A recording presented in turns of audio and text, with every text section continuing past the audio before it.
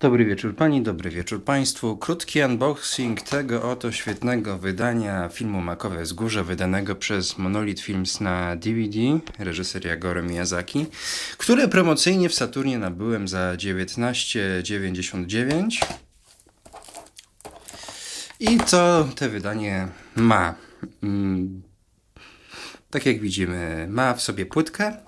Spotkałem się też z wydaniem, które miało taką tekturową obwolutę, ale to akurat nie ma i żadne, które było w Saturnie w promocyjnej cenie nie miało.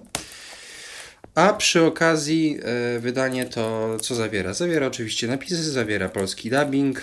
Polski dubbing oczywiście jest, nie jest to polski dubbing, bo jest to lektor, a w zasadzie dwulektor, ale głupim można zostać, a można się urodzić i ten, kto to robił, chyba urodził się głupi.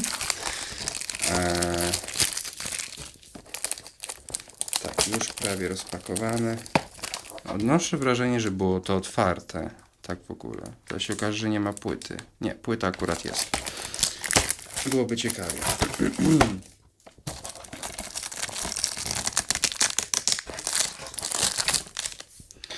I proszę bardzo, wydanie piękne. I jeszcze piękniejsze. Coś trochę niewyraźnym tutaj wyszło. No nieważne. I to jest wydanie, polskie wydanie Makowych Wzgórz.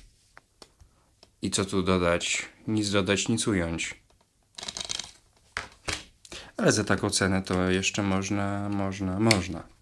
można brać. Kto to tłoczył? Takt. Tradycyjnie, tak jak większość wydań monolitowych w ostatnich latach.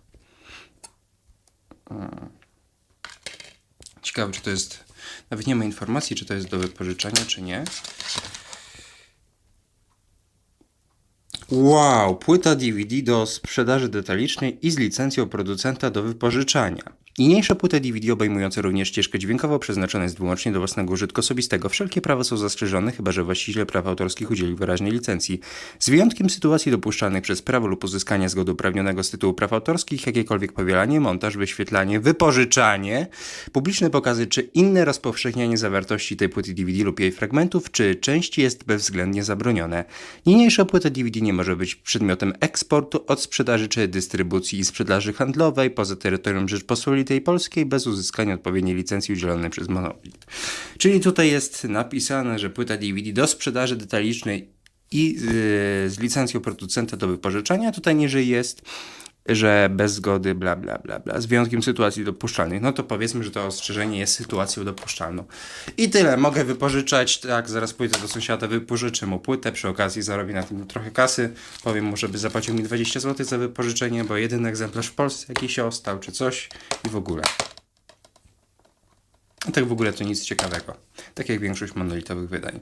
Dziękuję wszystkim za uwagę, pozdro i z fartem mordeczki.